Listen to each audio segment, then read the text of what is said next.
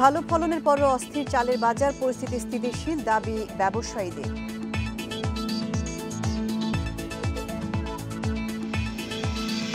গাজীপুরে ৩ মাসে ৪৫ মরদেহ উদ্ধার, পুলিশকে তৎপর হওয়ার তাগিদ স্থানীয়দের। মুন্সিগঞ্জের ট্রলারডুবির ৩ দিনেও খোঁজ মেলেনি ১৯ যাত্রী, উদ্ধার অভিযান চলছে।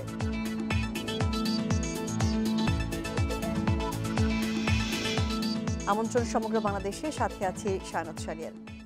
বছরের শুরুতেই হঠাৎ চালের বাজার চড়া, বাম্পার ফলনের পরও দাম বেশি হওয়ার কারণ হিসেবে সিন্ডিকেটের কারসাজিকে দুষছেন কনজিউমার অ্যাসোসিয়েশন অব বাংলাদেশের ক্যাব। তারা বলছে সরকারের কার্যকর তদারকির অভাব এবং জড়িতদের শাস্তি না হয় বারবার বাজারে কারসাজি করছেন এক শ্রেণীর অসাধু ব্যবসায়ী। জানুয়ারির শুরুতে হঠাৎ পাইকারি ও খুচরা বাজারে চড়তে থাকে চালের দাম। চাল ভেদে বস্তার প্রতি দাম বাড়ে ১২০ থেকে ২০০ টাকা পর্যন্ত। পরস্পরকে দুষতে থাকেন পাইকার ও মিল মালিকরা। দায়িত্ব নেওয়ার পরপরই খাদ্যমন্ত্রী চাল ব্যবসায়ীদের নিয়ে বৈঠকও করেন, তবে পরিস্থিতির খুব উন্নতি হয়নি। চালের হঠাৎ এই মূল্যবৃদ্ধির জন্য সিন্ডিকেট বাণিজ্যকে দায়ী করছে consumers association of Bangladesh cab. এক ধরনের ব্যবসায়ী যারা হয়তো মিলারও, যে তারা আমদানির পক্ষে, তারা চাচ্ছে যে বাজারে একটা অস্থিতিশীল পরিস্থিতি সৃষ্টি করে আপনার সরকারকে বাধ্য করা যাতে আমদানি শুল্কটা আবার কমানো হয়। এর আগে বাজার কারসাজির ঘটনায় জড়িতদের শাস্তি না হওয়ায় এই প্রবণতা কমছে না বলছেন কৃষি অর্থনীতিবিদরা। সরকার যখনই প্রবলেম হয়েছে তখনই সিন্ডিকেটের কথা বলেছেন, কিন্তু সিন্ডিকেটের গায়ে কখনো হাত দিতে পেরেছেন? কমার্স মিনিস্ট্রি অনেক সময় বলে যে তাদের তো এই ৯টা এসেনশিয়াল কমোডিটির সাপ্লাই ঠিক রাখার কথা না, তারা কিছু হলেই বলেন যে এটা সিন্ডিকেট করছে। তো সিন্ডিকেটটা আরও ভাঙেন না কেন? বাজার তদারকির জন্য প্রতিটি জেলায় একটি করে এবং ঢাকায় 4টি তদারকি দল গঠন করা হয়েছে বলে জানালেন খাদ্যমন্ত্রী। প্রত্যেকটা জেলায় এবং ঢাকা শহরের জন্য আরও 4টা এক্সট্রা টিম তৈরি করেছে, তদারকি টিম। আমি আশা করি যে চাউলের দাম এখন নিম্নমুখী এবং স্বাভাবিক রয়েছে। চলতি মৌসুমে আমনের ব্যাপক ফলন হওয়ায় দ্রুতই দাম কমে আসবে বলেও আশা করছেন খাদ্যমন্ত্রী। Ashiq Hossain, independent news, Dhaka. এদিকে সরকার এবং মিল মালিক সমিতি চালের দাম কমার দাবি করলেও তার সাথে একমত নন খুচরা বিক্রেতারা। তাদের অভিযোগ, দাম যেখানে গড়ে ৫ থেকে ৭ টাকা বাড়ে, সেখানে কমার সময় তা কমে মাত্র ১ থেকে ২ টাকা। দেশের অন্যতম বড় চালের মোকাম কুষ্টিয়ার খাজানগর। মিল মালিকরা বলছেন সেখানে সব ধরনের চালের দাম কেজিতে কমেছে ২ থেকে ৩ টাকা, যার প্রভাব পড়ছে খুচরা বাজারেও। অবশ্য তাদের দাবির সাথে দ্বিমত জানিয়েছেন সাধারণ ক্রেতারা। বর্তমানে ১ টাকা কম, এখন সামনে হয়তো যে মনিটরিং চলছে তাতে আর ১ টাকা কমতে পারে। দাম যদি বাড়ে ৫ টাকা কমে ১ টাকা, এই কমা তো কমা না, আরও কমলে আমাদের সুবিধা হয়। দিনাজপুরের পাইকারি বাজারে চালের দর কিছুটা কমলেও তার প্রভাব পড়েনি খুচরা বাজারে। গড়ে প্রতি কেজি চাল বিক্রি হচ্ছে ৩০ থেকে ৪০ টাকায়। ৩১শে ডিসেম্বর শুরু হওয়া সরকারি চাল সংগ্রহ অভিযান শেষে দাম কমবে বলে মনে করছেন মিল মালিকরা। এরই মধ্যে অভিযানের ৮০% কাজ শেষ হয়েছে বলে জানিয়েছেন সংশ্লিষ্টরা। মিল মালিকরা চরম ক্ষতির শিকার হচ্ছিল, এই ক্ষতির থেকে তারা কিছুটা উত্তরণ পেয়েছে এবং এই ধারা বর্তমানে যে চালের মূল্য সেটি আমরা স্বাভাবিক আছে বলেই মনে করি। চালের দাম বাড়ার জন্য নির্বাচনের সময় যান চলাচল বন্ধ থাকার বিষয়টিকেও তুলে এনেছেন ব্যবসায়ীরা। তবে বর্তমান বাজার স্থিতিশীল রয়েছে বলেও দাবি তাদের। গাড়ি ঘোড়া বন্ধ ছিল, বন্ধ থাকার কারণে চালের দামটা বেড়ে গেছে। কেজি প্রতি ৩ টাকা ৪ টাকা যেটা বৃদ্ধি পাইছিল, বর্তমানে এখন বাজারটা একটু স্থিতিশীল। চালের বাজার স্থিতিশীল রাখতে রাজধানী সহ দেশের বিভিন্ন স্থানে কাজ চলছে বলে জানিয়েছে প্রশাসন। Mostafizur Rahman, independent news desk. চালের বাজার পরিস্থিতি নিয়ে জানাতে বগুড়া ও কুষ্টিয়া থেকে যোগ দিয়েছেন সহকর্মীরা। শুরুতে উত্তরাঞ্চলে চালের দর নিয়ে জানাবেন হাসিবুর রহমান। হাসিব, জানুয়ারির শুরুতে কিন্তু পাইকারি এবং খুচরা বাজারে চালের দাম বেড়েছে, বস্তা প্রতি বেড়েছে ১২০ থেকে এবং ২০০ টাকা। এর কারণ কি? এ ব্যাপারে আপনার কি কারোর সাথে কোনো ধরনের কথা হয়েছে? আমি খুচরা এবং পাইকারি বিক্রেতাদের পাশাপাশি যারা চালকল মালিক তাদের সাথে কথা বলেছি। তারা কিন্তু একটা বিষয় বলছে যে এই মুহূর্তে চালের দাম বৃদ্ধির যে কারণ হিসেবে তারা দেখছেন সেটি হলো বড় বড় চালকল মালিকদেরই কারসাজি বা সিন্ডিকেট যারা করেন তাদেরই কারসাজি, আর সে কারণেই এই বাজার স্থিতিশীল অবস্থায় আসছেন। আমি গত সপ্তাহে এই বাজারটাতে এসেছি। এটি বগুড়া শহরের ভিতরে একটি বড় খুচরা বাজার, যেটি বলা হয় যে চার মাথা বা গোদারপাড়া চাল বাজার। এখানে কিন্তু আমি 4 দিন আগে যে দরে চাল বেচে কেনা হতে দেখেছি। আজকে চাল এবং মানভেদে কিছু কিছু ক্ষেত্রে সেই দাম কমেছে 1 টাকা করে।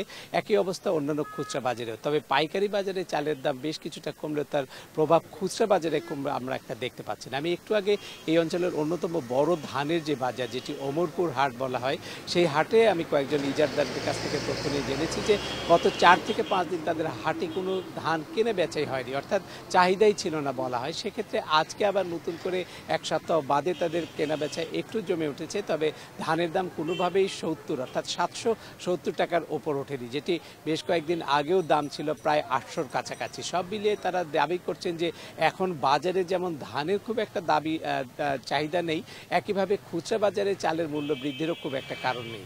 আর তারা বলছেন যে আমদানি শুল্কের যে বিষয়টি, সেটি কোনো কোনো ক্ষেত্রে একটি চাপ প্রয়োগের বিষয় হতে পারে বড় বড় ব্যবসায়ীদের কাছে, কিন্তু এখন দেশে যে চালের মজুত রয়েছে, বড় বড় গুদামগুলোতে যে ধানের মজুত রয়েছে এবং সরকারের হাতেও যে চাল রয়েছে, সেটি কিন্তু বলা যায় যে অন্যান্য বছরের তুলনায় এবার পর্যাপ্ত, এবং সেই কারণেই তারা বলছে যে কোনো অবস্থাতেই চালের আর দাম বৃদ্ধির কোনো কারণ নেই। তবে সব মিলিয়ে তাদের যে দাবি, এটি একটি মনিটরিং ব্যবস্থার আওতায় আনতে হবে এবং এটি সারা বছরই মনিটরিং করলে চালের বাজার যেমন নিয়ন্ত্রণে থাকবে, একই সাথে ধানের বাজারটাও কিন্তু চাষিরা পাবে। আর তারা বলছেন যে এখনো যে সব আমি একটি প্রশ্ন করতে চাই যে সরকার এবং মিল মালিক সমিতি দাম কমার দাবি করছে, কিন্তু খুচরা ক্রেতারা সেটি মানতে নারাজ। ঠিক কি কারণে এমনটি হচ্ছে? খুচরা বাজারে এক্ষেত্রে 2টি যুক্তি দাঁড় করান। একটি হলো যে তারা যে দরে কেনে তার উপরে সামান্য লাভ তাদেরকে রাখতেই হয়, কারণ পরিবহন খরচ রয়েছে, তাদের বেচে কেনার জন্য যেসব স্থান রাখা হয়েছে সেগুলোর ভাড়া থাকে, অর্থাৎ তাদের একটি স্ট্যাবলিশমেন্ট কস্টের সাথে তাদের যে কেনার দাম সেটির একটি সমন্বয় করেই তারা লাভ করেন সাধারণত 10 থেকে 12%, এটি তাদের দাবি। কিন্তু আমরা কোনো কোনো ক্ষেত্রে দেখেছি যে 1 কেজি চালে 5 থেকে 6 টাকা পর্যন্ত দাম বেড়েছে। একটু আগে একজন ক্রেতা এই বাজারেই আমাকে বলেছেন যে গত সপ্তাহে তিনি যে চাল কিনেছেন 39 টাকা দরে, সেই চাল আজকে তিনি কিনেছেন 41 টাকা দরে, অর্থাৎ দামের দিক থেকে খুব একটা কমেনি, বরং বেড়েছে কেজি প্রতি 2 টাকা করে। আসিবুর, আপনি আমাদের সাথেই থাকুন। এবার কুষ্টিয়া থেকে যোগ দিচ্ছেন মিলনুল্লাহ। মিলন, বলা হচ্ছে যে প্রতিবেদনে যেমনটি দেখলাম আমরা, যে চাল সংগ্রহের অভিযান শেষ হলে দাম কমবে। তো কুষ্টিয়ায় মিল মালিক এবং ব্যবসায়ীরা কি বলছেন এই ব্যাপারে?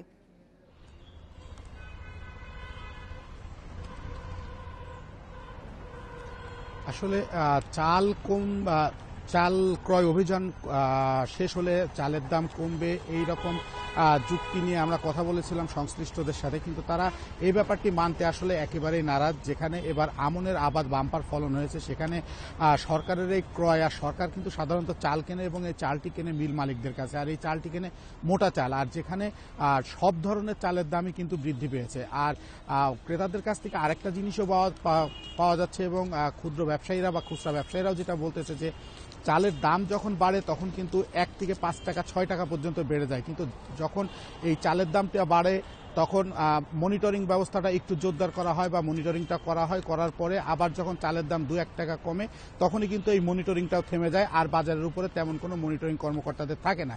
তারপরে কিন্তু আবারও আস্তে আস্তে চালের দাম বাড়ে এবং এইভাবে কিন্তু বাজারে সবসময় অস্থির অবস্থাটা বিরাজ করে। তো এই বিষয়টা নিয়ে যারা ক্রেতা এবং সংশ্লিষ্ট যারা আছেন তারা সবার তাদের দাবি একটাই, যে এই সারা বছরই যেন এই চালের যে মনিটরিং টিমটা, এই মনিটরিং টিমটা বাজার মনিটরিং করে এবং চালের বাজারটা যাতে ঊর্ধ্বগতির দিকে না যায় সেই দিকে খেয়াল রাখতে। আমি গতকালকেও কুষ্টিয়ার জেলা প্রশাসক তিনি কুষ্টিয়া চাল কল মিল মালিকদের নিয়ে একটি বৈঠক করেছেন এবং চালের দাম যাতে আর না বাড়ে সেই ব্যাপারে তিনি নির্দেশনা দিয়েছেন, এবং আজ সকাল থেকে একটি মনিটরিং টিম কুষ্টিয়ার খাজানগর সহ খুচরা বাজারগুলোতে ঘুরেছেন এবং তারপরের থেকে কিন্তু একটি প্রক্রিয়া শুরু হয়েছে, এবং খুচরা বাজারে যেটি বলছিলেন যে চালের দাম কমে না, সেটি কিন্তু আজকে খুচরা বাজারেও দেখা গিয়েছে যে এই মনিটরিং টিম আসার পর থেকে খুচরা বাজারেও এর প্রভাব পড়া শুরু হয়েছে। বগুড়া রংপুর থেকে চালের বাজার দর নিয়ে জানাচ্ছিলেন সহকর্মীরা। বিলুপ্ত প্রায় গাইঞ্জা ধানের ধান চাষ করছেন যমুনা নদীর চরাঞ্চলের চাষিরা। উৎপাদন খরচ কম হয়, নাবি জাতের এ ধান চাষে দিন দিন আগ্রহ বাড়ছে চাষিদের। ফলন কম হলেও ভালো দাম পাওয়ায় খুশি চাষিরা। উপসি হাইব্রিড জাতের দাপটে হারিয়ে যাওয়া দেশি জাতের মধ্যে রয়েছে গাইঞ্জা ধান। শুধুমাত্র চরাঞ্চলে এ ধানের চাষ হয়। ফলন তুলনামূলক কম হওয়ায় কমতে থাকে এ ধানের আবাদ। তবে চলতি বছর যমুনার চরাঞ্চলে 40,000 বিঘা জমিতে চাষ হয়েছে এ ধান। সবচেয়ে বেশি প্রায় 24,000 বিঘা চাষ হয়েছে সারিয়াকান্দিতে। বন্যায় পলি পড়ায় চরে গাইঞ্জা চাষে বিঘা প্রতি খরচ হয় গড়ে সর্বোচ্চ 2,500 টাকা। এবার বিঘায় ফলন পাওয়া গেছে 8 মণ করে। গত বছরের চেয়ে দাম ভালো হয় খুশি চরের মানুষ। প্রতি বছর যেরকম হয় তার থেকে একটু ফসল কম হচ্ছে, আর ফসল কম হিসেবে বন্যা কমের জন্য ফসল কম, আর দামটা মোটামুটি ভালো আছে। আমাদের বিঘা প্রতি খরচ গেছে 3,000 টাকার মতো, আর ফলনটা পাইছি আমরা মনে করেন প্রায় 6,000 টাকার মতো। বন্যা বৃষ্টি কম হয় সোনাতলা, সারিয়াকান্দি ও ধুনটে যমুনা নদীর চরাঞ্চলে গাঞ্জার ফলন কমেছে। তবে পানি কম লাগা এবং সার ছাড়াই ফলন হওয়ায় চাষিরা লাভবান হয়েছে বলে দাবি কৃষি বিভাগের। বন্যার পানি নেমে যাওয়ার পরপরই জমিতে যে পলি পড়ে এই উর্বর মাটিতেই তারা চাষ করে থাকে। তেমন কৃষক জমিতে সার বা বালাইনাশক ব্যবহার করে না এবং অন্যদিকে এই ধানটি খুব সুস্বাদু হয়, চালটি সুস্বাদু হয়। বাজার মূল্য স্থানীয় জাত বা অন্য জাতের তুলনায় অনেকটা বেশি। বন্যা দীর্ঘস্থায়ী হলে এবং কার্তিকে বৃষ্টি হলে বিঘায় গড়ে 1 মণ ফলন বাড়ে দেশি এই জাতটির।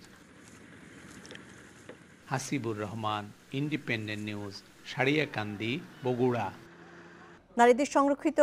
সংসদের সংরক্ষিত নারী আসনে আওয়ামী লীগের মনোনয়নপত্র সংগ্রহ এবং জমা দিচ্ছেন মনোনয়ন প্রত্যাশীরা। আজ তৃতীয় দিনে সকাল থেকে ধানমন্ডিতে দলীয় কার্যালয়ে বেশ ভিড় দেখা গেছে। ফর্ম তোলার পাশাপাশি জমাও দিচ্ছেন অনেকেই। দলের নারী নেতা কর্মীদের পাশাপাশি সংস্কৃতি অঙ্গনের তারকাদেরও ভিড় রয়েছে। শুক্রবার সন্ধ্যা 6টা পর্যন্ত ফর্ম সংগ্রহ এবং জমা দেওয়া যাবে। এবার ফর্মের দাম রাখা হয়েছে 30,000 টাকা। নারীদের জন্য সংরক্ষিত 50টি আসনের মধ্যে আওয়ামী লীগ পাবে 43টি। ফর্ম বিক্রির 2 দিনে 1057টি ফর্ম সংগ্রহ করেছেন আওয়ামী লীগের মনোনয়ন প্রত্যাশীরা।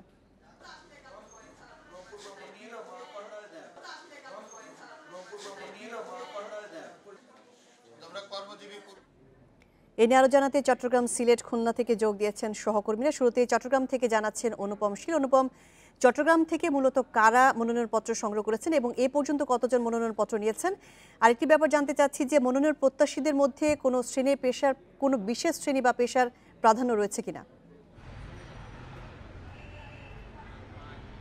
এখনো পর্যন্ত প্রথম 2 দিনের যে হিসেব তাতে মোট 68 জন নারী তারা মূলত এই সংসদীয় সংরক্ষিত আসন থেকে মনোনয়নপত্র সংগ্রহ করেছেন আসনের জন্য, এবং সেই প্রেক্ষাপটে প্রথম দিন 38 জন এবং গতকালকে আমরা দেখেছি 30 জন নারী নেত্রী এখানে সংগ্রহ করেছেন। এবং যারা মূলত এখান থেকে মনোনয়নপত্র সংগ্রহ করেছেন আওয়ামী লীগের পক্ষে, তাদের মধ্যে বেশিরভাগই হচ্ছে আইনজীবী, এবং এছাড়া নারী নেত্রী রয়েছেন চট্টগ্রামে যে 3টি সাংগঠনিক জেলা রয়েছে, চট্টগ্রাম মহানগর, উত্তর এবং দক্ষিণ, সেই 3টি সাংগঠনিক জেলার যে মহিলা লীগ রয়েছে সেই মহিলা লীগের নেতৃত্বও রয়েছেন। এছাড়া গতবার এখানে চট্টগ্রাম থেকে 2 জনকে যে তাদের সংসদীয় আসনে মহিলা সাংসদ হিসেবে এখানে নির্বাচিত করা হয়েছিল, সেই 2 জনও আমরা এখনো পর্যন্ত, গতকালকে তারা আমাদেরকে জানিয়েছেন যে তারাও এবার আবার মনোনয়নপত্র সংগ্রহ করেছেন। এবং তাদের মধ্যে আসলে মূলত একটি উৎসাহ উদ্দীপনা রয়েছে, বিশেষত এখানে যারা এবার কিনেছেন মনোনয়নপত্র তাদের মধ্যে একটি বড় সংখ্যাই হচ্ছে বয়সে অনেকটা কম, অর্থাৎ তরুণ প্রজন্মের প্রতিনিধি হিসেবেই তারা নিজেদেরকে দাবি করছেন। এবং তারা এক্ষেত্রে বেশিরভাগ মনোনয়ন প্রত্যাশীর যে দাবি, তারা যেটি বলতে যাচ্ছেন যে মূলত তা যাতে কোনো ধরনের পরিবারতন্ত্র বা এই ধরনের কোনো বিষয়ের মধ্যে না গিয়ে আওয়ামী লীগ নিশ্চয়ই তাদের ত্যাগ এবং তাদের যে সংগ্রাম, রাস্তায় থাকার যে ইতিহাস, সেটিকে বিবেচনায় নেবেন এবং সেই প্রেক্ষাপটেই তাদেরকে হয়তো নির্বাচিত করবেন। আরেকটি বিষয়, মূলত যারা এখান থেকে এবার সংগ্রহ করেছেন তাদের আমরা প্রথমেই বলেছি যে একটি বড় সংখ্যক তরুণ প্রজন্মের বিভিন্ন পেশার রয়েছে। তবে আমরা যদি পেশার দিক থেকে বিবেচনা করি তাহলে আইনজীবী সংখ্যাই বেশি, কারণ এখনো পর্যন্ত আমি অন্তত 10 জন নারী নেত্রী যারা মনোনয়নপত্র সংগ্রহ করেছেন তারা প্রায় সকলেই আইন পেশার সাথে যুক্ত। তো এখন আসলে প্রায় সবাই যারা মনোনয়ন কিনছেন বা মনোনয়ন প্রত্যাশায় রয়েছেন তারা সবাই ঢাকায় অবস্থান করছেন। তারা সেখানে মনোনয়নপত্র সংগ্রহের পাশাপাশি দলের যে হাইকমান্ডের সাথে যোগাযোগ করার সেই বিষয়টিও তারা তদবির চালাচ্ছেন। তো তারা হয়তো শুক্রবারের পরে সবাই আসবেন এবং আমরা এখনো পর্যন্ত ফোনে বা বিভিন্নভাবে কথা বলে জানতে চাচ্ছি যে সকলেই আসলে আশাবাদী এবং এখনো পর্যন্ত 68 জন, আজকেও অনেকে হয়তো নেবেন। এই সংখ্যাটি হয়তো 100 শতাধিকের কাছাকাছি চলে যেতে পারে এবং এখনো পর্যন্ত আমরা যে খবরটি পাচ্ছি চট্টগ্রাম থেকে হয়তো এবার 2 জনের পরিবর্তে 3 জনকে মহিলা সাংসদ হিসেবে আওয়ামী লীগের পক্ষ থেকে দেখা যেতে পারে।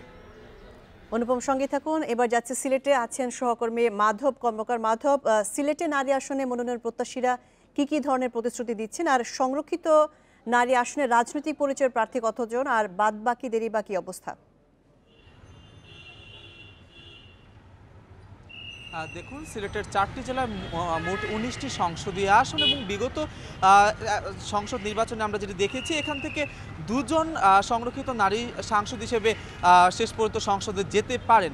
সেদিক থেকে এখন পর্যন্ত আমরা দেখেছি প্রায় 20 জন সংরক্ষিত নারী আসনের জন্য তারা মনোনয়নপত্র সংগ্রহ করেছেন এবং অনেকেই জমা দিচ্ছেন। যেটি জানতে চাচ্ছিলেন আসলে কারা এর মূলত রাজনৈতিক পরিবারের সন্তান, কেউ বা তৃণমূল রাজনীতি করে এসেছেন, মূলত এরাই মনোনয়নপত্র সংগ্রহ করেছেন এবং জমা দিচ্ছেন। এর মধ্যে কয়েকজন প্রবাসী রয়েছেন এবং 2-1 আমরা দেখতে পেয়েছি তারা পেশাগতভাবে ডাক্তারও রয়েছেন। সেদিক থেকে যদি আপনাদের জানাই, পুরাতন 3 জন সাংসদের পাশাপাশি নতুনরাও এগিয়ে এসেছেন এবার। পুরাতনদের মধ্যে রয়েছেন জেবুন্নেসা হক, ছিলেন কেয়া চৌধুরী এবং আমাদের সাথে রয়েছেন শাহানা রাব্বানি এবং তারা ছাড়াও যারা এবার নতুন হিসেবে মনোনয়নপত্র সংগ্রহ করেছেন, সিলেট মহানগর আওয়ামী লীগ মহিলা আওয়ামী লীগের সভাপতি আসমা কামরান আছেন নারী নেত্রী নাজনীন হোসেন, একই সাথে এখানটায় মনোনয়নপত্র সংগ্রহ যিনি করেছেন আরও 2-1 জন তো রয়েছেনই। আপনাদের জানাবো মৌলভীবাজার থেকে মনোনয়নপত্র সংগ্রহ করেছেন সীমা করিম, হবিগঞ্জ থেকে সাবেক সাংসদের মেয়ে ডাক্তার নাজিরা চৌধুরী মনোনয়নপত্র সংগ্রহ করেছেন। একই সাথে তৃণমূল নারী নেত্রী সুনামগঞ্জ থেকে শাইমা শাহরিয়ারও কিন্তু মনোনয়নপত্র সংগ্রহ করেছেন। তো প্রতিশ্রুতি যেটা দিচ্ছেন যে কাঙ্ক্ষিত উন্নয়ন বর্তমান সরকারের রূপরেখার মাধ্যমে তারা উন্নয়নটা সাধিত করবেন, একই সাথে নারীর ক্ষমতায়নের প্রতি তারা আসলে মূলত ফোকাসটা করছেন যারা ভোটার রয়েছে তাদের প্রতি। মাধব, আমাদের সঙ্গে থাকুন। আমাদের সাথে খুলনা থেকে যোগ দিচ্ছেন সহকর্মী AHM শামীমুজ্জামান। শামীম, খুলনায় এ পর্যন্ত কতজন মনোনয়নপত্র সংগ্রহ করেছেন, তারা খুলনাবাসীকে কি ধরনের প্রতিশ্রুতি দিচ্ছেন এবং মনোনয়ন পাওয়ার ব্যাপারে বা আসন পাওয়ার ব্যাপারে ঠিক তারা কতটা আশাবাদী?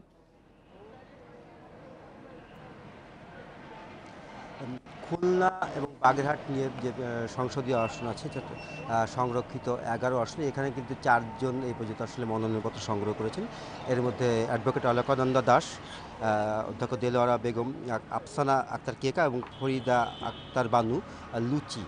তো এই আমার কথা হয়েছিল যারা মনোনয়নপত্র সংগ্রহ করেছেন তাদের সাথে, তারা যেটা বলছেন যে আসলে তারা যদি দলীয় মনোনয়ন পান এবং তারা যদি মহিলা সংসদ সদস্য হিসেবে নির্বাচিত হন তাহলে কিন্তু তারা এই এলাকায় নারীদের ক্ষমতায়ন যেমন কাজ করবেন, এই এলাকায় পিছিয়ে পড়া নারী গোষ্ঠীর জন্য তারা কাজ করবেন।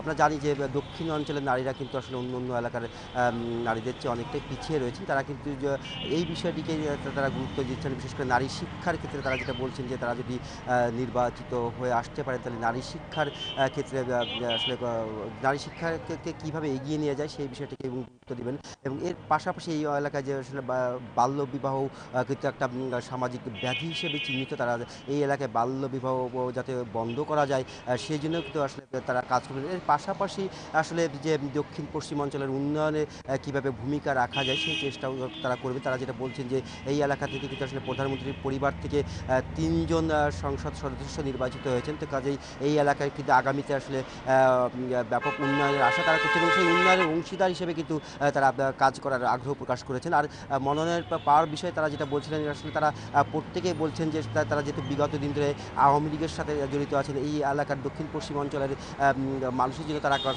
করছেন, দলকে সুসংগঠিত করার জন্য তারা কাজ করছেন। কাজেই তারা যেটা বলছেন যে আসলে দলীয় মনোনয়ন ক্ষেত্রে হয়তো এই বিষয়টি আসলে বিবেচনা করা হবে এবং প্রত্যেকে প্রত্যেকে বলছেন যেহেতু তারা মনোনয়নপত্র কিনেছেন এবং প্রত্যেকেই কিন্তু আসলে মনোনয়ন পাওয়ার বিষয়ে আসলে আশা ব্যক্ত করছে। তারা যেটা বলছেন যে তারা অতীতে কী করেছেন সেই বিষয়টিকে সামনে আনছেন এবং তারা যাতে দলীয় মনোনয়ন পান তারা কিন্তু সেই চেষ্টা করছেন। তারা যেটা বলছেন যে তাদের অতীত দলের জন্য তাদের যে অবদান রয়েছে, অতীতে তারা যে বিভিন্ন অবদান রেখেছেন মনোনয়ন ক্ষেত্রে দল কিন্তু সেই বিষয়টিও আসলে বিবেচনা করবে। তারপরেও আসলে তারা যেটা বলছেন যে সর্বক্ষেত্রে আসলে দল যে সিদ্ধান্ত নেবে সেই সিদ্ধান্ত সাথে তারা আসলে প্রত্যেকেই একমত পোষণ করেছেন। তো এই ছিল আমার কাছে সর্বশেষ তথ্য।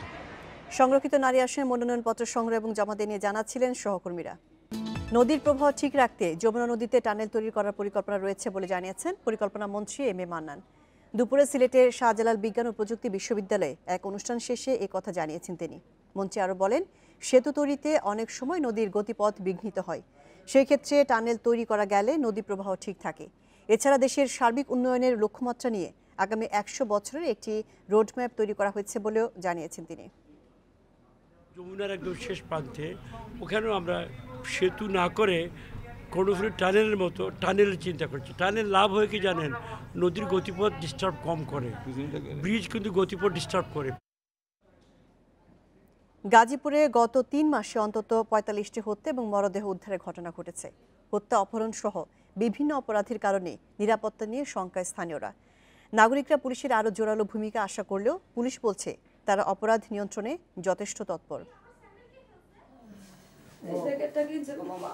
গাজীপুরের বাহাদুরপুর থেকে ২৬ ডিসেম্বর স্কুল শিক্ষার্থী ইফতিয়াক হোসেন নিফাতকে অপহরণ করা হয়। একদিন পরে বাড়ির পাশে মেলে তার মরদেহ। এ ঘটনায় ৫ জনকে গ্রেপ্তার করে পুলিশ। আমি আমার বাবার হত্যার প্রতিশোধ চাই। যারা যেভাবে কষ্ট দিয়ে মারছে ওদেরও জানি এভাবে কষ্ট দিয়ে মারে, আমি নিজে চোখে জানি দেখতে পারি। নিফাত হত্যার ১৭ দিন আগে শ্রীপুর উপজেলার ফাউগানে স্কুল ছাত্র রাকিন শিকদারকে হত্যা করে অপহরণকারীরা। ৩০ ডিসেম্বর ভোটের দিন হারিনাল উচ্চ বিদ্যালয়ের সামনে প্রকাশ্যে হত্যা করা হয় যুবলীগ নেতা লিয়াকত হোসেনকে। এর বাইরেও বিভিন্ন এলাকায় মিলেছে অজ্ঞাত ব্যক্তির মরদেহ। এভাবে যদি চলতে থাকলে আমাদের ছেলেমেয়েরা তো প্রতিষ্ঠানে যাইতে পারবে না, পড়তে পারবে না। যেভাবে আশেপাশে অপহরণ হচ্ছে এই বিষয়ে আমি আমার ছেলেমেয়ে নিয়ে উদ্বিগ্ন। এমন পরিস্থিতিতে অপরাধ নিয়ন্ত্রণে পুলিশকে আরও আন্তরিক হওয়ার তাগিদ দিয়েছেন নাগরিক সমাজের প্রতিনিধিরা। অবশ্য প্রশাসনের দাবি তারা যথেষ্ট তৎপর। পুলিশকে আরও বেশি আন্তরিক, আরও বেশি তৎপর এবং পেশাদারিত্ব দেখানো প্রয়োজন, যেটা এই মুহূর্তে হচ্ছে না। প্রিভেন্টিভ যে মেজারগুলো যাতে আইনশৃঙ্খলা ভালো থাকে এবং ক্রাইম যাতে সংগঠিত না হয় তার জন্য আমরা সার্বক্ষণিকভাবে কাজ করে যাচ্ছি। পুলিশের হিসেবে গত ৩ মাসে জেলার ৫টি থানা এলাকায় ৮টি হত্যা ও ৩টি অপহরণ এবং মেট্রোপলিটনের ৮ থানা এলাকায় 25টি হত্যার ঘটনা ঘটেছে। Independent news desk. এ বিষয়ে বিস্তারিত জানাতে গাজীপুর থেকে যোগ দিচ্ছেন সহকর্মী আবুল হাসান।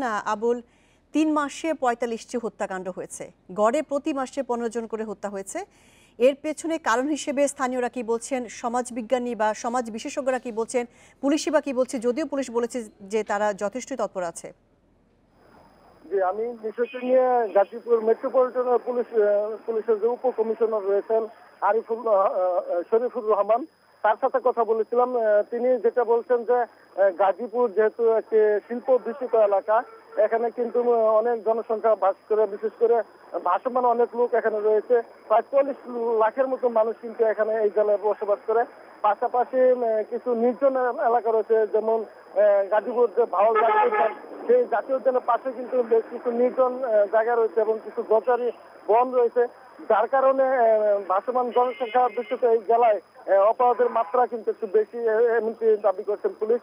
তারা বলছেন যে এই নির্জন এলাকাতে অনেক সময় ছিনতাইকারী বা যারা অপরাধ করে থাকে তারা উত্তেজে থাকে এবং অপরাধ সংগঠিত করে দ্রুত তারা এলাকা ত্যাগ করে, এবং এই কারণে মূলত এখানে অপরাধের সংখ্যাটা বেশি। আর স্থানীয় লোকজন যেটা বলছেন যে এই পুলিশের যে নজরদারি সেটি যদি বাড়ানো যায় এবং কিছু কিছু ক্ষেত্রে যে সাধারণ ডায়েরি করা হয়, বিশেষ করে অপহরণের ক্ষেত্রে, সেই অপহরণের ক্ষেত্রে সাধারণ ডায়েরি দায়ের করার পরে পুলিশ যদি বেশি তৎপর হয় এবং তাদের যে টেকনোলজি রয়েছে, যে কারিগরি বিষয় রয়েছে, সেগুলো যদি তারা যথাযথভাবে ব্যবহার করে এবং আসামি ধরতে তড়িৎ পদক্ষেপ নেয়, সেক্ষেত্রে তারা মনে করছেন যে অপরাধের যে দৌরত্ব সেটি কমে আসবে এবং অপহরণের ঘটনা সেটিও কমে আসবে এবং অপহরণের পর যে হত্যার ঘটনা ঘটেছে সেই অপরাধ, সেই ধরনের অপরাধ এখানে কমে আসবে।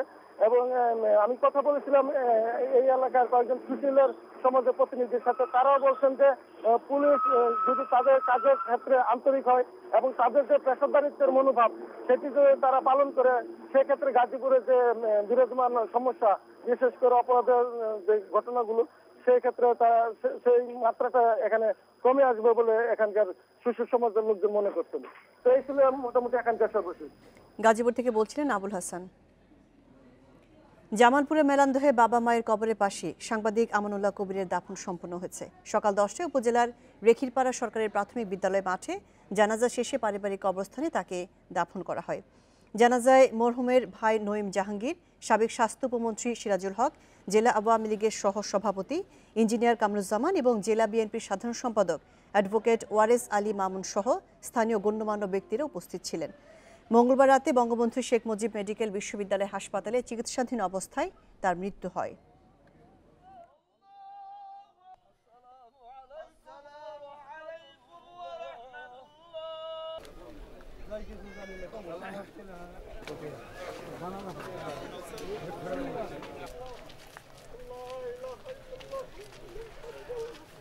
ভালোবাসাটা দেখছি এবং উনি সৎ মানুষ যে ছিলেন, আপনাদের মধ্যে থেকে সেটা উঠে আসছে।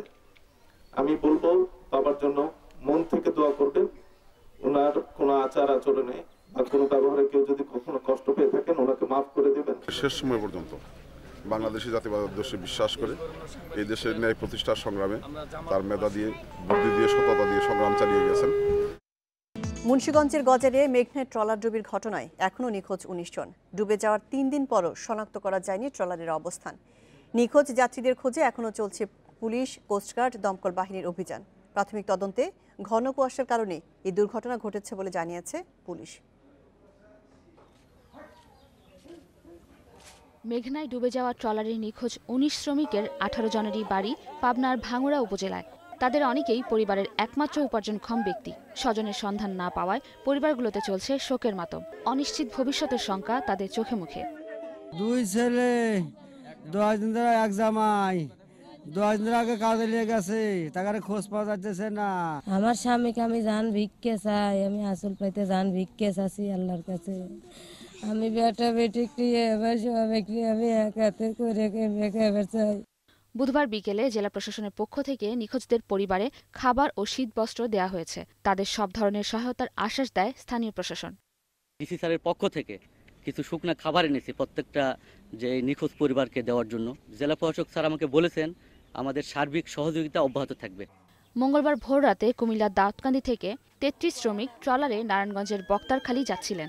গজারিয়ার সীমান্তবর্তী কালিয়াপুর এলাকায় মেঘনা নদীতে বিপরীত দিক থেকে আসা তেলবাহী ট্যাঙ্কারের সঙ্গে সংঘর্ষের পর ডুবে যায় ট্রলারটি। Independent news desk. মুন্সিগঞ্জ থেকে আমাদের সঙ্গে যোগ দিচ্ছেন সহকর্মী তানভীর হাসান। তানভীর, ঠিক কী কারণে ট্রলারটি এখনো শনাক্ত করা যাচ্ছে না, কি বলছেন উদ্ধারকর্মীরা? আর নিখোঁজদের সন্ধানে কেমন তৎপরতা দেখতে পাচ্ছেন আপনি, আর কতদিন পর্যন্ত অভিযান চলবে জানতে পেরেছেন কি?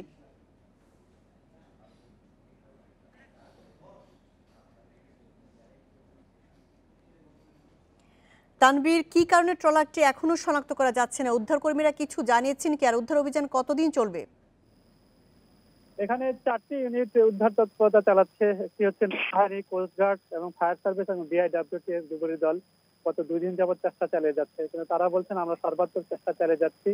যেখানে দুর্ঘটনাটি ঘটেছে সেখান থেকে 1 কিলোমিটার এলাকাকে শনাক্ত করে তারা এই উদ্ধার তৎপরতা চালাচ্ছে। তারা বলছেন আমাদের এখানে উদ্ধার তৎপরতায় কোনো ঘাটতি নেই। তাই তারা বলছেন যতক্ষণ পর্যন্ত এটা শনাক্ত করা না যাবে ততক্ষণ তারা এই চেষ্টা চালিয়ে যাবে। এখানে উদ্ধার কাজ তদারকি করছেন মুন্সিগঞ্জের জেলা প্রশাসক এবং অতিরিক্ত পুলিশ সুপার সহ এখন ঊর্ধ্বতন কর্মকর্তারা এখানে সার্বক্ষণিক দায়িত্ব পালন করছেন। এখনো স্বজনরা এখানে ভিড় করছেন, তাদের স্বজনদের লাশ এখানে ভেসে ওঠে কিনা সেই অপেক্ষায় তারা এখানে প্রহর গুনছেন। এই হচ্ছে এখানে মেঘনার পাড়ের সর্বশেষ অবস্থা। মুন্সিগঞ্জ থেকে জানাচ্ছিলেন তানভীর হাসান। নোয়াখালীর সুবর্ণচরে ধর্ষণের শিকার গৃহবধূ 17 দিন চিকিৎসা শেষে বাড়ি গিয়েছেন। সব ধরনের স্বাস্থ্য পরীক্ষা শেষে তাকে বৃহস্পতিবার দুপুরে ছাড়পত্র দেয় নোয়াখালী সদর হাসপাতাল। হাসপাতাল ছাড়ার পর গোয়েন্দা পুলিশের একটি দল তার সঙ্গে বাড়ি যায়। মামলার তদন্তকারী কর্মকর্তা গোয়েন্দা পুলিশের SI জাকির হোসেন জানিয়েছেন, ভুক্তভোগী নিরাপত্তার বিষয়ে তারা সচেষ্ট রয়েছে। গত 30 ডিসেম্বর রাতে সুবর্ণচরে চরজুবলি ইউনিয়নে মধ্যম বেগা গ্রামে ওই গৃহবধূ গণধর্ষণের শিকার হন। এ ঘটনায় 11 জনকে গ্রেপ্তার করে পুলিশ।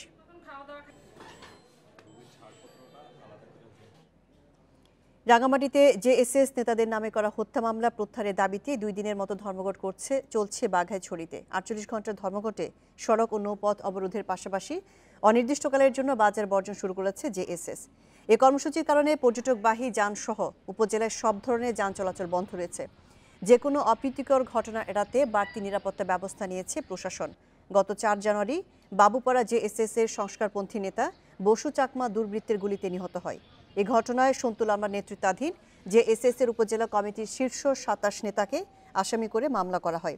8 জানুয়ারি মামলার প্রত্যাহারের জন্য আলটিমেটাম দেয় জেএসএস।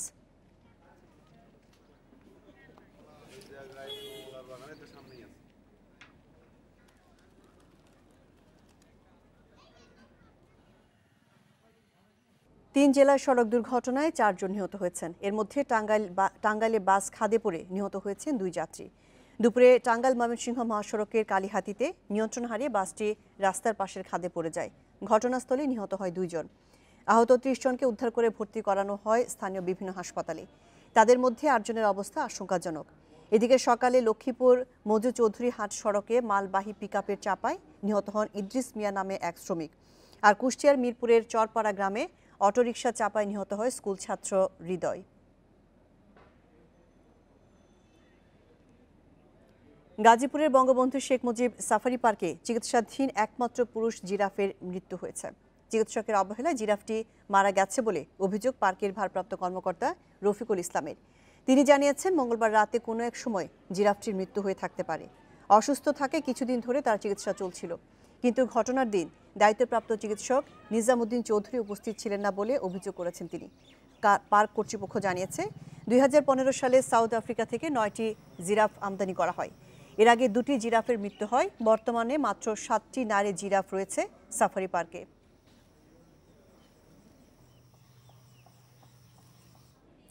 ফেনীর ছাগলনায়ায় বাংলাদেশ এবং ভারতের সীমান্তে বসবাসকারীদের সুবিধায় সপ্তাহে একদিন বসে সীমান্ত হাট। তবে একদল অসাধু ব্যবসায়ী নিয়মিত ব্যবহারের পণ্য বাণিজ্যিক উদ্দেশ্যে কিনে নিচ্ছে বলে অভিযোগ রয়েছে। অসম বাণিজ্যের কারণে ক্ষতির মুখে পড়ছেন স্থানীয় ব্যবসায়ীরা। তবে এ বিষয়ে প্রশাসন তৎপর রয়েছে বলে জানিয়েছেন জেলা প্রশাসক।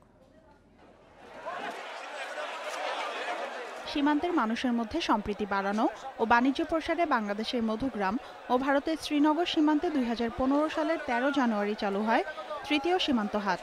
শুরুতে দুদেশের আশেপাশের 5 কিলোমিটারের মধ্যে বসবাসরত গ্রামবাসীদের নিত্য প্রয়োজনীয় দ্রব্য বেচাকেনার কথা থাকলেও বর্তমানে মানা হচ্ছে না সেই নীতিমালা। স্থানীয়দের অভিযোগ, দূরদূরান্ত থেকে ব্যবসায়ীরা ক্রেতা হিসাবে হাটে ঢুকে অবাধে লাখ লাখ টাকার ভারতীয় পণ্য কিনছে। তবে ভারতীয় অংশে কড়াকড়ি থাকায় অনেকটাই ক্রেতাশূন্য হয়ে পড়েছে বাংলাদেশি বাজার। এখান থেকে মালগুলো কিনে এরা দোকানে নিয়ে বিক্রি করতেছে, এরা ব্যবসায়িক উদ্দেশ্যে বিক্রি করতেছে। মাসি বাজারটা ওপেন করতেছি, বাংলাদেশি ক্রেতারা ঢুকতেছে, ইন্ডিয়ান দোকানদাররা বিক্রি করতেছে, আমরা আবার মালামাল নিয়ে চলে যাচ্ছি। ক্রেতারা জানান, সীমান্ত হাটে অনেক মেয়াদ উত্তীর্ণ ভারতীয় পণ্য বিক্রি হয়, কখনো কখনো বিক্রি হয় নিষিদ্ধ পণ্য। স্বল্প মূল্যে সেসব পণ্য কিনে অসাধু ব্যবসায়ীরা দেশীয় দোকানে বিক্রি করায় ঠকছেন গ্রামের ক্রেতারা। এসব বিষয়ে বারবার বিজিবিকে জানিয়েও কোনো প্রতিকার পাওয়া যায়নি বলেও অভিযোগ স্থানীয়দের। কার্টনে কার্টনে যারা মাল নিয়ে যাচ্ছে, আমরা বিজিবির কাছে বারে বারে কমপ্লেন দিচ্ছি, ওনারা বলতেছে যে আমাদের হাত পা বাঁধা। হাটের অনিয়ম বিষয়ে সুনির্দিষ্ট কোনো বক্তব্য না দিলেও জেলা প্রশাসক বলছেন, তারা নিয়মিত বাজার মনিটর করছেন। এটা আমাদের প্রতি আইন শৃঙ্খলা মিটিং যখন হয় জেলায়, তখন সেখানে আলোচনা হয়। এছাড়া উপজেলাতেও আমাদের নির্দেশনা আছে, আমরা সেটা মনিটরিং রেখেছি। আশা করছি যে যদি আমরা যে নীতিমালা আছে সেটাই ফলো করতে পারি, তাহলে এই সমস্যাগুলো থাকবে না। সংশ্লিষ্টদের হিসেবে প্রতি সপ্তাহে বাংলাদেশে 27 দোকানি গড়ে 5,000 টাকার পণ্য বিক্রি করেন। বিপরীতে ভারতের 27 দোকানি বিক্রি করেন 5 লাখ টাকারও বেশি পণ্য। Independent news desk. দেশে রেডিওথেরাপি চিকিৎসা সেবায় চলছে দারুণ সংকট। অনেক সরকারি মেডিকেল কলেজ হাসপাতালে অচল 10 থেকে 15 কোটি টাকার দামের যন্ত্র। পাশাপাশি এসব যন্ত্র পরিচালনায় পর্যাপ্ত সংখ্যক দক্ষ জনবল নেই। ফলে বিপুল সংখ্যক রোগী রেডিওথেরাপি সেবা নিতে পারছেন না। পর্যাপ্ত দক্ষ জনবল গড়ে তোলার পাশাপাশি দামি এসব যন্ত্র ঠিকঠাক করার তাগিদ দিচ্ছেন চিকিৎসকরা। বরিশাল শেরেবাংলা মেডিকেল কলেজ হাসপাতালের একমাত্র রেডিওথেরাপি যন্ত্রটি ৩ বছর ধরে অচল। বাধ্য হয়ে অসুস্থ শরীর নিয়ে গত ৭ মাস ঢাকা বরিশাল যাতায়াত করেছেন ঝালকাঠির ক্যান্সার রোগী সাইদুল ইসলাম। মেশিনগুলোই অচল, যদি সচল হইতো তাহলে আমার এই ভাইকে নিয়ে আর ভুগতে হইতো না। হাসপাতালের জন্য ১.৫ বছর আগে ৫ কোটি টাকায় আনা থেরাপি মেশিনটি এখনো স্থাপন করা সম্ভব হয়নি জানালেন পরিচালক। কার্যত দুইটা মেশিনে এখনো একটাতেও কাজ করতেছে না। আমরা কিন্তু আসলে যে আমাদের রেডিওথেরাপি দেওয়ার ব্যাপারে প্রথমটাতে কাজ হয়েছে অনেকদিন, কিন্তু দ্বিতীয়টাতে আমরা এখনো কোনো কাজ করতে পারিনি। রংপুর মেডিকেল কলেজ হাসপাতালেও ৪ বছর ধরে রেডিওথেরাপির একমাত্র যন্ত্রটি অচল। দীর্ঘদিন আগে চালু ছিল কোবাল 60 মেশিন, বিকল হওয়ার পর থেকে এই মেশিনটা আর ভালো করা সম্ভব হয় নাই। এ নিয়ে আমরা ঊর্ধ্বতন কর্তৃপক্ষকে বিভিন্ন সময় জানিয়েছি। একই অবস্থা ময়মনসিংহ মেডিকেল কলেজ হাসপাতালেও। শুধু যন্ত্রের অচল অবস্থাই নয়, রেডিওথেরাপির যন্ত্র পরিচালনায় দেশে পর্যাপ্ত ফিজিসিস্টও নেই। আমলাতান্ত্রিক জটিলতায় আটকে আছে পদ সৃষ্টি এবং নিয়োগ। ক্যান্সার ইনস্টিটিউটে পদ আছে, ক্যান্সার ইনস্টিটিউট সহ মেডিকেল কলেজে এগুলি যে খুবই দরকার নিয়োগ দেওয়া, কিন্তু আমি যতদূর জানি যে নিয়োগ বিধি সংক্রান্ত কিছু জটিলতার কারণে এগুলি নিয়োগ দেওয়া যাচ্ছে না। আপাতত যেভাবে চলছে সেটা হলো যে যারা রেডিওথেরাপি মেশিন সাপ্লাই দিচ্ছে তারা ওই মেশিনের সাথে সাথে কিছু লোকবল তারা দিচ্ছে। স্বাস্থ্যমন্ত্রীও স্বীকার করলেন ক্যান্সার চিকিৎসায় সীমাবদ্ধতার কথা। আমাদের আসার আগে একটা দেখলাম যে এ বিষয়ে একটু চিন্তা ভাবনা করেছিল, বাট এটা অগ্রগতি লাভ করে নাই। তো আমরা এটা পর্যায়ক্রমে সবই আমরা করব, কিন্তু এটা সঠিক অপ্রতুল।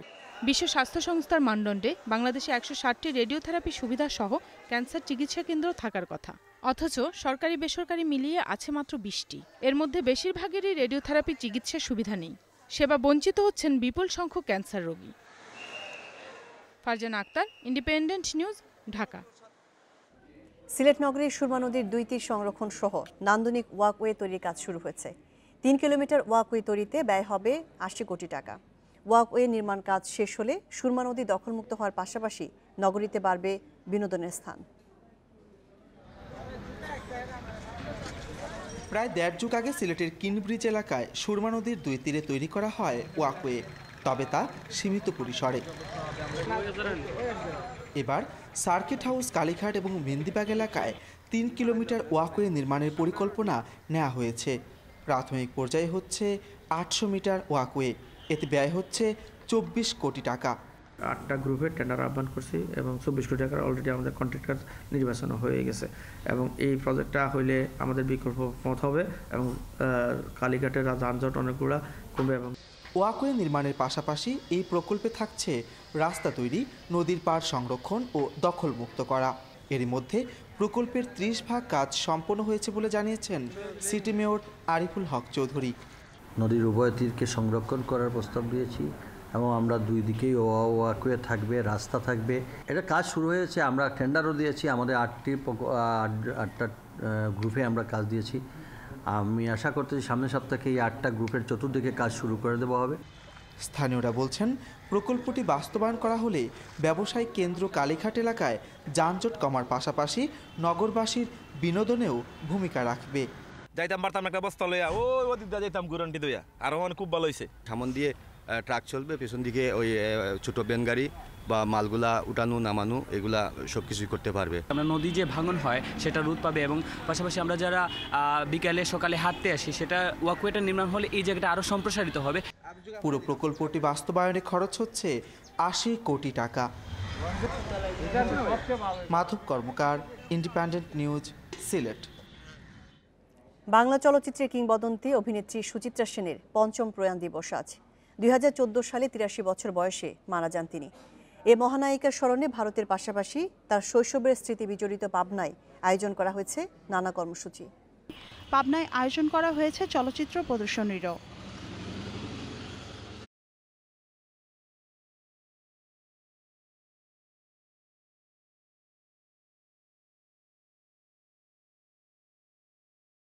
সুচিত্রা সেনের বাড়িটি ইতিমধ্যেই সংগ্রহশালায় পরিণত হয়েছে, তবে এখানে একটি বড় ফান্ডিং হলে একটা হতে পারে, একটা আমরা চাচ্ছি যে এখানে একটা অভিনয় ইনস্টিটিউট গড়ে তোলা। আরও যদি কোনো পরিকল্পনা থাকে আমাকে জানায়, তাহলে আমরা সেটাও সফল করবো। কয়েকদিন আগে সাংস্কৃতিক সচিব স্যারকে নিয়ে আসছে, তিনি আমাদের সবগুলোই সাড়া দিয়েছেন, যেভাবেই চাই আমরা সেভাবেই করবে। সুচিত্রা সেনের স্মৃতিবিজড়িত স্থানগুলো সংরক্ষণের পাশাপাশি এর রক্ষণাবেক্ষণের দাবি এলাকাবাসীর। Independent news desk. এই ছিল সমগ্র বাংলাদেশে আমন্ত্রণ পরের আয়োজনে।